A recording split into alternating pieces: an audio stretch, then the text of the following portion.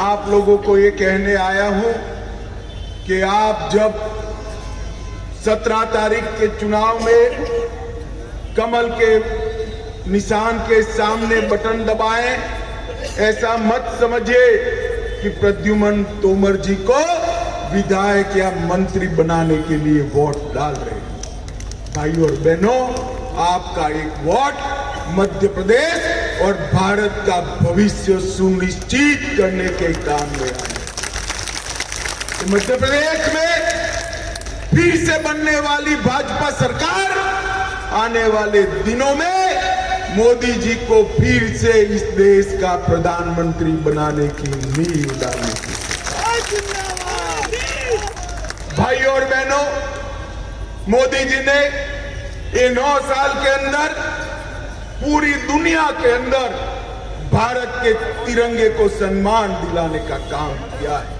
आज दुनिया में कोई भी कहीं पर भी जाता है तो दुनिया में इंडियाज मोमेंट की बात हो रही है।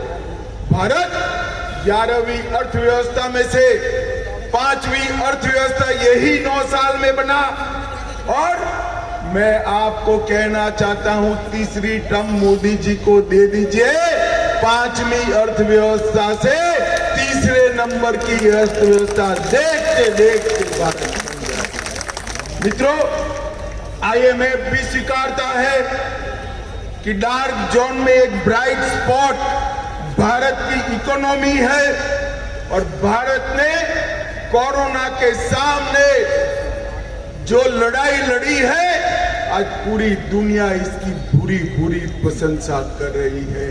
ग्वालियर वालों बताओ, सभी को कोरोना के दोनों टीका लगे हैं या नहीं लगे हैं? हाथ ऊपर करो तो लगे या नहीं लगे गए? 25 पैसा भी किसी को देना पड़ा है? कॉफी पिलाकर मोदी जी ने टीका लगाया या नहीं लगाया?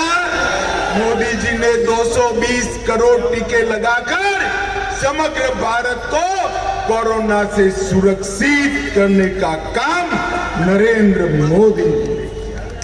एक एक कार्यकर्ता के प्रत्याशी और ग्वालियर के मेरे जन जन के प्रत्याशी प्रद्युम्न सिंह तोमर जी जो मेरे पास में खड़े, हमारे गृह मंत्री जी का मैं स्वागत करना चाहता हूं।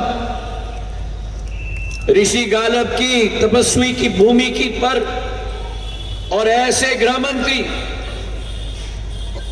जिन्होंने आजादी के बाद अगर भारत को पूर्ण रूप से सुरक्षित रखने का काम किसी गृह मंत्री ने किया हो सरदार पटेल जी के बाद, तो हमारे अमित शाह जी ने किया है। मेरे भाई और बहनों, एक ऐसे गृह मंत्री जिन्होंने प्रधानमंत्री जी के नेतृत्व में कश्मीर को भारत का भिन्न अंग बनाने के लिए 370 रद्द करने का ऐतिहासिक कदम को लागू करने का काम किया। मेरे भाई और बहनों, एक ऐसे गृह मंत्री जिनके नेतृत्व में ट्रिपल तलाक जैसा काला कानून रद्द करके मेरे महिलाओं को समान हक देने का कार्य प्रधानमंत्री जी के नेतृत्व में किया हो, और ऐसे गृह मंत्री का हम ग्वालियर की भूमि पर स्वागत करते हैं, तहे दिल से स्वागत करते हैं। मैं इसलिए भी स्वागत करता हूं व्यक्तिगत और भावनात्मक तौर पर, क्योंकि गृह मंत्री अमित शाह जी के नेतृत्व में उनका बर्दाश्त सदैव मेरे ऊपर रहा है और उसके लिए मैं उनका दिल से आभारी हूं। आज ग्वालियर की इस भूमि पर, इस ऐतिहासिक भूमि पर हम सब लोग उपस्थित हैं। यह ग्वालियर की भूमि इतिहास की समृद्धि है।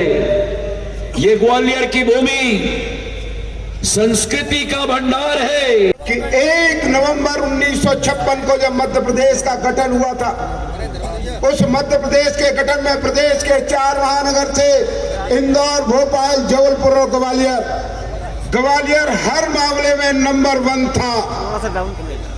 चाहे मोती झील का वाटर ट्रीटमेंट प्लांट उस समय था, आज मेट्रो उस समय हमारे यहाँ मेट्रो ट्रेन थी कि नहीं?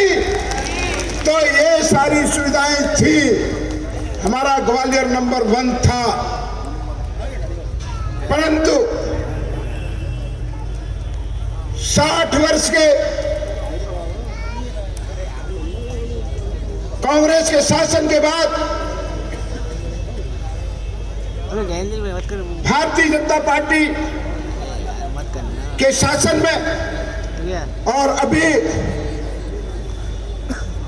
उस समय हमको भी लगा कि ये सत्ता बदल क्यों हुआ है, पर आज मैं इस मंच से कहना चाहता हूं कि सत्ता बदल हुआ उसका ग्वालियर की जनता जनार्दन को लाभ हुआ है कि नहीं?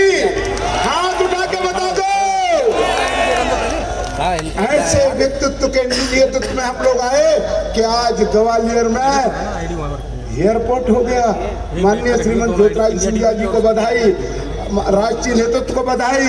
हमारे यहाँ रेलवे स्टेशन हो गया आपके आशीर्वाद से, हमारे यहाँ अंतर्राज्यीय बस अड्डा हो गया, हमारे यहाँ 1000 बिस्तर का अस्पताल हो गया, हमारे यहाँ एलिवेटेड रोड हो गया, हमारे यहाँ सिविल अस्पताल ग्वालियर मध्य प्रदेश की कायाकल्प में दूसरे नंबर का अस्पताल हो गया है, जिसमें 100 मरीज नहीं जाते थे, आज 1000 मरीज जा रहे हैं। ये माननीय जी मैं बताना चाहता हूँ, ये सारा काम तो ग्वालियर को मिल गया है।